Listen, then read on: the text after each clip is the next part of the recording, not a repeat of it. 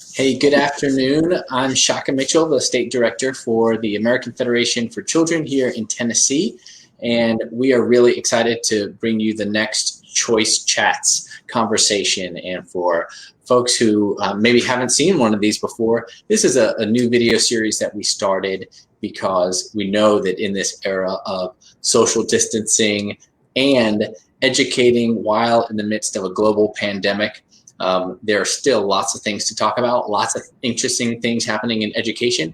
And frankly, as crazy as it all is, and it is pretty bananas sometimes, it's not all bad. There are a lot of bright spots. And so this is kind of our attempt to share some of the bright spots, what's going on around our state, and even hear from some national experts about what's going on in education and how we make this education system work better for our kids. So today, I'm really excited to have Kelly Smith with us. And Kelly is the founder and CEO of Prenda. And so Kelly, really nice to have you. Thank you. Thanks for having me, Taka. It's good to be here. Yeah, you bet. So, you heard me kind of give the setup for what Choice Chats are. And I've got to think, knowing a little bit about what Prenda does, this has probably been a really busy season for you. But why don't you just tell folks who may be watching, Sure. What is Prenda? Just give us the pitch. Prenda helps people run microschools in their house. It's typically 5 to 10 kids that are similar in age. They work with a learning guide that's an adult who cares a lot and is invested in them as helping them basically become empowered learners. The goal of Prenda is to help kids see themselves as learners, somebody who's capable of taking on whatever task they want and learn the skills and knowledge that they need to be able to accomplish it. So a big vision. It's really been neat to see neighborhoods kind of come together and adults and families working together to create these microschools wherever they are in a way that's really empowering for kids. Okay, so let me just give the recap, make sure that I've got it. And, Sure. Because it's a pretty new concept. I mean, or maybe the name is new. Maybe the concept's not. Yeah. Some parts of it are new, so we'll get into that. But so 5 to 10 students, one adult, is that kind of the deal typically? Yeah. One adult physically in person, and they're supported by a whole bunch of adults behind the scenes that are supporting the whole process. And is that adult typically the parent of one of those children in the group, or is it another outsourced? We've seen both. We've seen passionate people from the community, maybe involved through a community center, decide, hey, we could offer this to the kids in our neighborhood. We've seen people as a parent saying, I would love to offer this to the kids in my neighborhood. There's definitely a feeling that's beyond homeschool with this. It's not directly homeschool because there's more structure and there's supports and constraints and some accountability that doesn't exist in a traditional homeschool environment, but you get some of that joy and that love and that safe feeling of this is a place where I can do the messy work of becoming a learner. Okay, and let me back up. So there's lots to talk in. We can kind of get into the guts of these things, and I know that we may even get some questions about kind of how to make this work functionally. But I kind of want to zoom out a little bit and sort of say, when did this start? Why? Because frankly, I've got 3 daughters learning at home right now. Sure. And I think many parents will tell you that when you have kids at home, particularly unexpectedly, you're as equal. There's as equal a chance that you might say, oh, maybe I can do this homeschooling, and as equal a chance that I would say, I'm never doing that again. So how did you get into this? How did you start this? Not for everyone, absolutely. And really that is part of the story. So my wife and I have 4 children. When I had worked in clean energy and been involved in kind of technology solutions to helping commercial buildings reduce their greenhouse gas emissions. I sold a small company in that space and I moved back home to my hometown in Mesa, Arizona. This was back in 2013. My oldest son was 8 at the time. And I said to him, hey, you should learn computer programming. This would be a good thing for you to do. So instead of just the 2 of us at home, we decided to do it at the public library and put up posters in the low-income neighborhood around the public library in my city, hoping that maybe some kids would come and get exposure to these concepts and we can have fun and learn. And if somebody ends up getting a job in software development, that's not a bad outcome. No plans at that point. Besides, maybe this will be interesting. And it turned out to be really fun. I really loved being there. I worked as a volunteer at the public library literally for 5 years. So every week I was there with kids coming in. I was helping them learn coding. But what I realized very quickly was anytime that I brought my agenda for what they should learn, they disengaged, they were disempowered. It turned into something that was less energizing, less engaging. And instead, when I would give them a project or a challenge or something that was inherently social and hard, I saw kids that were able to step up and learn things well beyond what anyone in their life might have thought. For example, kids that would come in and complain about how they're bad at math, but I would watch them try to solve a video game, make their video game cannon shoot properly. So they're trying to shoot like from a pirate ship, a cannonball. And they're literally Googling trigonometric functions and incorporating sine and cosine into their computer code as a 9-year-old, right? And so you see this happen. It's like, well, it's not that their brain is not capable of understanding hard concepts. There's nothing permanent about them or broken about them. It's just, for whatever reason, a lot of these kids had disengaged with the traditional kind of education environment. So the question in my head at that point was, what would it look like if we could capture this enthusiasm, this joy for learning, and make it available to lots more kids and do it in a full curriculum context? So English and science and math and social studies. And so that was where the idea kind of hatched. My wife will ask a very similar question to yours, which is, why? And her version of that question is, you could have made a recipe app. It would have been easier to do that type of innovation instead of starting a school. But by the time I had seen it happen with these kids at Code Club, and then I pulled my son out of school and convinced some friends to pull their kids out of school, and we just tested it. We spent a semester doing learning this way. It was really guided by the kids. I was an adult guide, helper, mentor, supporter, but I was not doing education to anyone, and that difference made a lot of impact for these kids. They lit up. They were able to find their personal interests. I got to see kids who had been, some of them were doing well in school, some of them were not doing well in school, but in both cases, they had felt disengaged, sort of along for the ride. And to see those kids catch fire, to get excited about learning, and to take ownership of projects and do work that they're proud of. It was really obvious to me at that point, like, these are the types of skills that an adult needs to be successful in this world. And so if we can start them young, these were 5th and 6th graders at the time.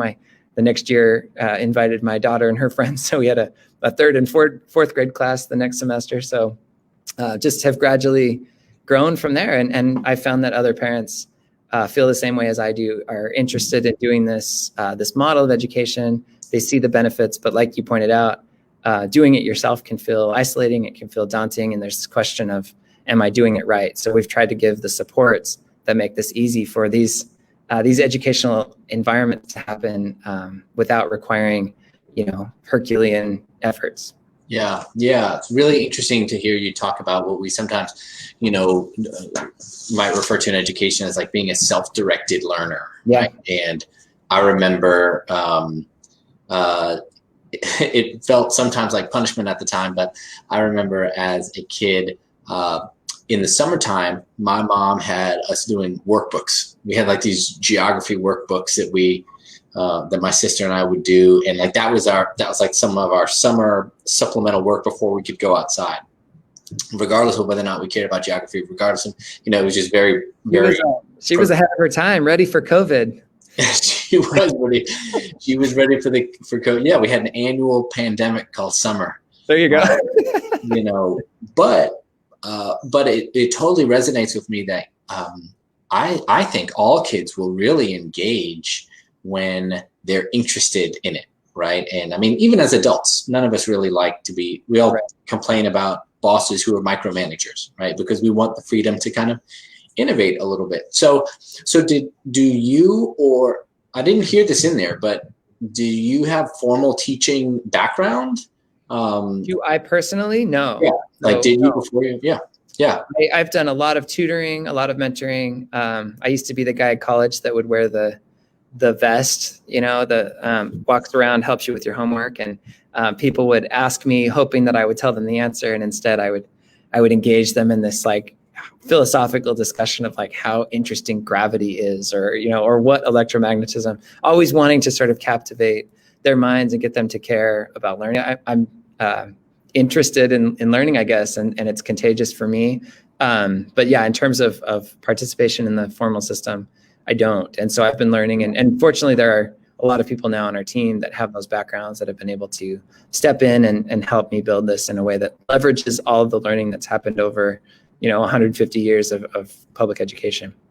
Okay, so you gave us kind of that personal story and how it started, and I know we work with many nonprofit organizations around the state that do programming for students, and a lot of libraries, and whether it's after school like supplemental stuff, or before care even, and so there are a lot of people who are engaged with youth who aren't formal classroom instructors, and it sounds like that was kind of you, and then you sort of said, hey, maybe we've got something here, maybe we can turn this into like during the school day. So for someone who's maybe in that space, or here in Tennessee, we've got about 1 million students in K through 12 schools. Yep. And about I don't know, 400, 500,000 of them are learning at home right now. Yep. How is microschools an option then for those 400,000 to 500,000 kids? Maybe that's not a microschool at that age, but are microschools an option for those families? Yeah, I would love to see microschools considered as an option for everyone. I don't believe that it's going to be the answer for everyone. I think people will look at this similar to other options like homeschool, or a particular flavor of charter school, or something like that, or the neighborhood school down the street. I mean, there's going to be situations where it works really well, and people will find that resonance, and there will be places where it doesn't. I think what's really engaging to me about it is it's hyper local in a lot of ways. So you say numbers like 400,000, and I say, of course not. But for 10 kids who participate, they know each other from a church or a community center involvement already. There's a adult in their lives that they trust, and that cares enough about them to go through our training and be that learning guide. Yeah, I mean, that's what's really empowering about it to me is both for the kids who now get this great empowering education, but also for that adult that gets to now be part of the equation in a way that they maybe weren't invited to participate in the past. So let's talk a little bit about the training for that adult that's in the classroom, or kind of the learning guides. Yeah, the learning guide. Yeah. What's that process like? So the first thing is safety. So we're vetting these people, making sure that they're safe for kids. So we have built a series of checks. We took what the public schools do and we've added to it, really extended it far beyond that, because we felt like this is going to be extra important that we make sure these are people that can be trusted with children. And then the microschool then forms around that person. But in the process, as they're out kind of telling their community and saying, hey, I'm available, I'm going to run this class. It's maybe kindergarten through second grade. And so we're trying to build a group of 5 to 10, kids in that age bracket. Meanwhile, they're with us spending time, one, learning our model and understanding how it works. We have a lot of these people, for example, that come from more traditional education backgrounds. And one of the things they need to learn is the importance of not lecturing, right? Like not being the source of knowledge in the room. So one of the messages we want these kids to take is that there's information everywhere. There's libraries full of books, and there's people you can ask, and there's an internet full of good and bad, and being able to sort of judge and identify what are the reliable sources and how to do that. But guiding that process much more than saying, trust me, I have the answer. So there's this process of helping build those skills and reliability. Now, what we find is that if we get the right people, and those people, one, care a lot, they're just very vested and connected to the kids and care about their lives. Oftentimes they are from the same community that they're serving. So there's this connection that's deep. And two, that they are the type of person that we want to model, right? They're the learner. And you'll meet these people in your life, right? Somebody who in their late 50s decide to take up a musical instrument. There's just this confidence and this approach to life that goes that way. So we find someone that, one, doesn't care about kids, or two, doesn't feel like they have anything to learn. Like, I know what I'm doing. I have my system. I've got that down. That can work well, but not in our model. Our model is much more about, we want kids to be practicing being a learner. And so having an adult learning guide that fits those. Open to new. So we're selecting for that, and we're training for that, right? We're continually helping people. And then there's obviously all the nuts and bolts of doing this. So there's things around benchmark testing and special ed and, lesson academic standards and what to watch for. And we're not asking the learning guide to be the expert on all of that, but we need them to be that one presence, the in-person presence, and then we can also support remotely with additional expertise. So let's say a state like Tennessee, I don't know, do you have any micro schools that are in Tennessee at the moment? I should have looked it up before we talked. I don't think so, but I can look. Okay. So, pick any state, but I'm asking because you mentioned it. How does a micro school, particularly, let's say you've got 10 kids and they're, kids from your neighborhood. I mean, I could, if I walked around the block, I could gather up 10 kids from where I live. Wouldn't take very long. And they'd be, a range of ages. When I think about like the one-room schoolhouse, honestly, I think about, like Little House on the Prairie or something.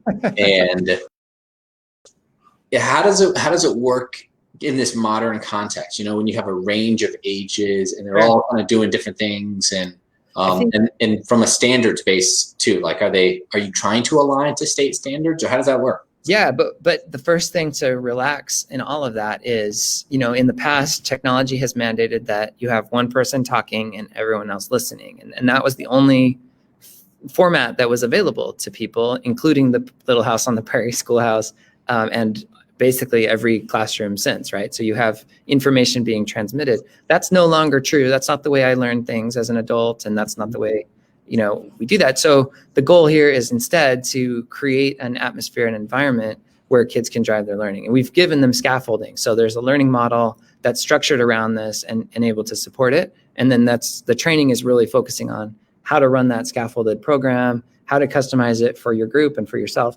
and how to make sure that it's working, right? So the metrics and the checks to support that along the way. So I can talk a little bit about that just briefly. And people who have looked at our website have heard about this, but we have three main modes of learning. One is Conquer mode. This is where academic standards in math, English, reading, writing, kids will set a daily goal in these. So my daughter, who's a third grader this year, is just getting really excited about writing. And she took her goal from, I think it was 50 words every day. She wanted to do some writing and there's little writing prompts. But now she's got this book she's working on and she's doing hundreds of words per day. And so she's able to kind of write her goal down, announce it to the class, go in and accomplish that goal. So she's getting these opportunities to progress. That's one example. So they're doing that on academic standards in the core academic skills.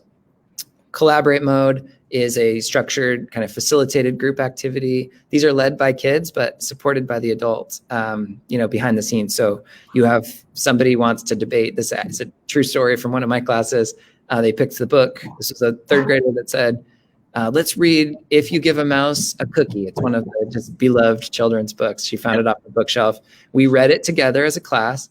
And then the debate was, should you give the mouse the cookie? And so everybody prepared arguments, are you going to vote yes or no? And they got up and gave speeches and on a timer. And so we've provided the scaffolding for that, but that was really created by her in the choice of her content. And for us, it's much more about the process and the practicing the skills and thinking and inviting them to be engaged and to care about their learning. And then finally, create mode. So create is you'll work in a team of two, you'll do a project together. We have a whole library of project prompts, everything from, dropping eggs to writing your own obituary for someday when you've lived a successful life and you can like reflect back on what you were able to accomplish, to, starting businesses. As the kids get older, the projects, evolve, but there's all these opportunities for them to work with another person or multiple people to create, be innovative. And it's been awesome to see children that just, maybe a homework assignment they wouldn't have got excited about, but because they chose it, because it tickles their fancy, they're ready to dive in and put a lot of work into this. And there's been examples of parents having to kind of send their kids to bed, just say, hey, you need to cool it, not in a negative, high pressure way, but it's just like, this is something I'm really excited to. You can't finish that novel tonight. Yeah, exactly. In your bedtime. Yeah. Yeah. So how do you kind of evaluate how a particular microschool is going? Because I think that's something that I would say I've learned as a parent these past 6 months. I've seen a lot of in parent forum where parents have said, like, in some ways have been really frustrated, frankly, because they thought their children were farther ahead in academic content and sort of readiness. Sure. And then all of a sudden your kid's at home and you realize, wait a minute, why can't you? What do you mean you don't know? So how do you measure that in the microschool? I think part of this, if you watch Sal Khan talk about mastery, there's a great TED Talk where he goes over this, but part of this is our system hasn't traditionally been focused. So most people's school isn't focused on mastery. So your goal really is to last in your seat, in your class, do the work required to sort of survive the unit. Attrition. If you have a 75% at the end of a unit, like, great, move on. Like, let's keep going. We got to get to the next unit. We're designed around mastery. So the goal here is you want everybody to be right at their learning frontier. The technical term is the zone of proximal development. You get everybody right to that frontier, and that's an uncomfortable place to be. You're grappling with things that you haven't yet mastered, but it gives this great opportunity to really practice the skills of a learner. And one of those is growth mindset.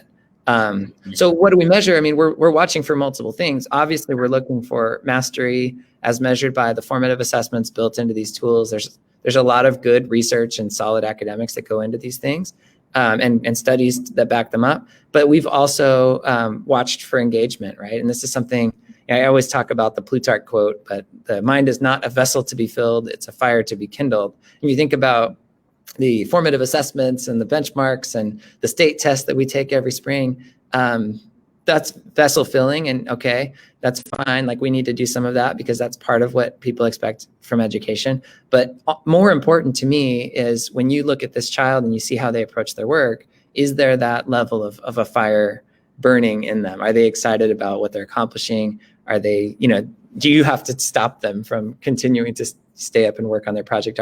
You can see it in parents. The story we get over and over again from parents, and the reason I think the reason we've grown is really much more about parents just talking to each other about the change in their child. That when you've seen the fire out and then you see the fire lit, there's a palpable difference, and people are excited about that. So that's really a lot of the goal. It's what we're looking for. Well, it's a really innovative, I think model. And I know this is now, Prenda alone has replicated more than 200 times, 200 microschools around the country. What does it take, just, as we're nearing kind of our half an hour? Sure. What does it take, like, practically for parents? Again, I'll take the Nashville example. You've got something in the neighborhood of 85,000 students who are not able to attend school in person, many of whom are having difficulties with technology, etc. If a family said, or a group of families, because it really sounds like that, I love the community aspect of this. Yep. If a group of families gets together and says, hey, we want to do this, or if my family says, I want to do this for our kids, and actually we can have some of the neighborhood kids come and do it at our house because we got the space or whatever. Right.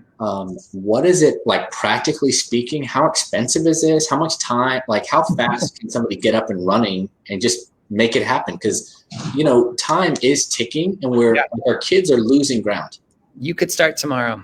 You really can. And so if you're watching this and thinking, oh, maybe we should do this, and there are free versions of this where you go find, we've released some of our kind of curated curriculum choices and things about our model. You could try to copy as much of that as you want. You could also do it in a way that works for you. So I think a lot of what feels daunting to people is, I don't know exactly what to do. And because of that, we've created our curriculum. Our full curriculum is available. We charge $100 a month per student, with a discount if you have multiple kids. And the idea there is, here's something you can start with, right? Just build around that. So you have all the kids sign up, and we've seen this happen in communities all over the country where they will sign up for that. We call it Prenda Family. If you look on our website, you'd see a tab for that.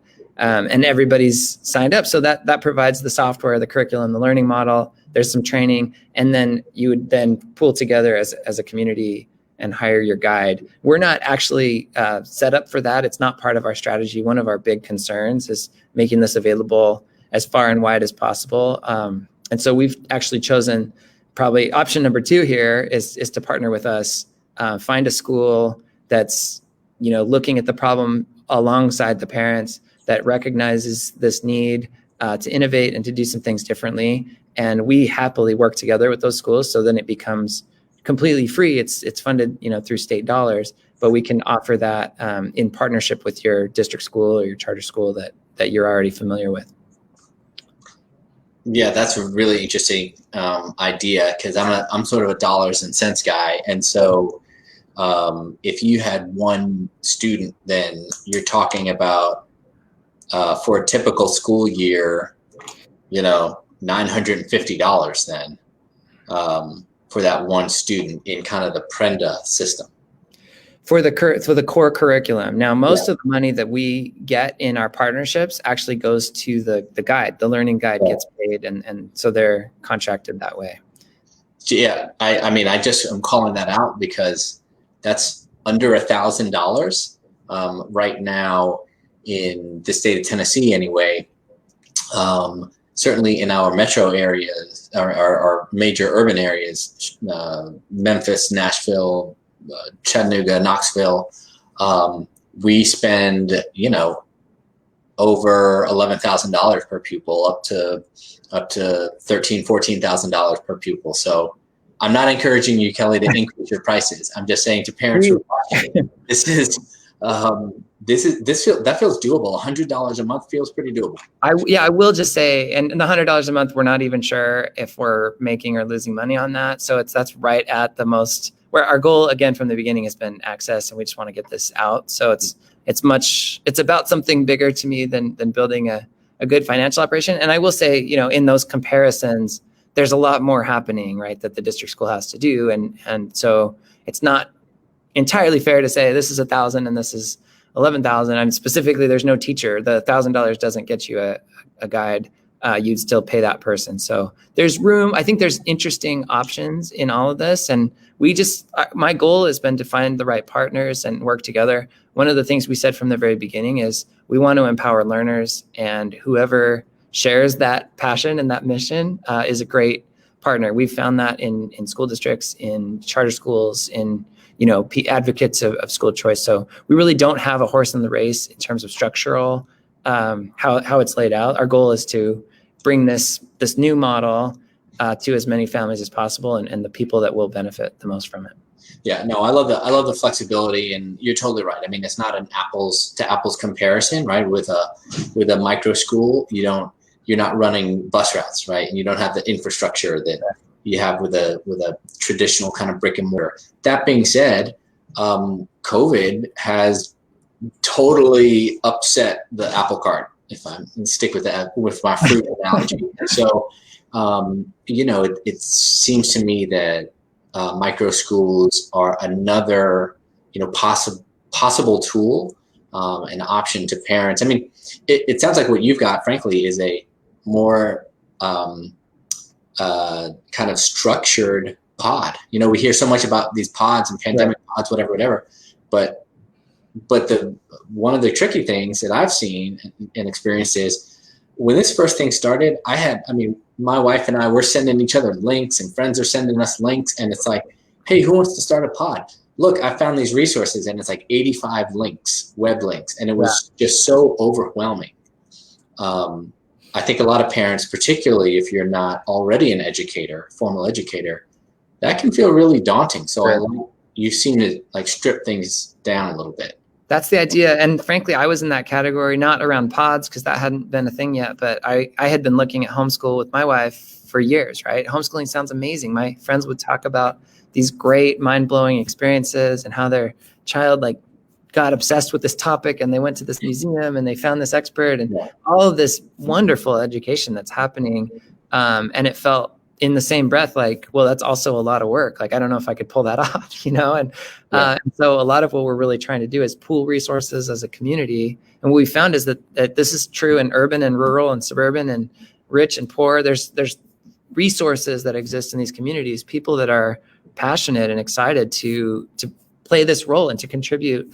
There's really nothing more rewarding, and any educator will tell you this, than like being part of a story of a human being and inspiring them in some way, and to have them come back later and say, thank you for this opportunity. And this is the place and time when something happened for me that mattered in my life. And that's really what we're trying to do, is invite more people to be part of that. Yeah, no, I love it. Well, we'll close there. I do want to ask, because we ask all of our guests, what's something that you're doing right now, and I hope your family's well, and what's something that you're doing to get through this season of more distance and isolation? How are you managing? Nope. Kelly, can you hear me? All right. Hey, thank you, everybody, for watching. We hope you will tune in next week. We will have another choice chat coming with the Madonna Learning Center and the leader there, Joe Gilbert. We're going to hear about a school that's doing some really neat things for students with special needs in the Memphis area. So we'll see you next week. Bye.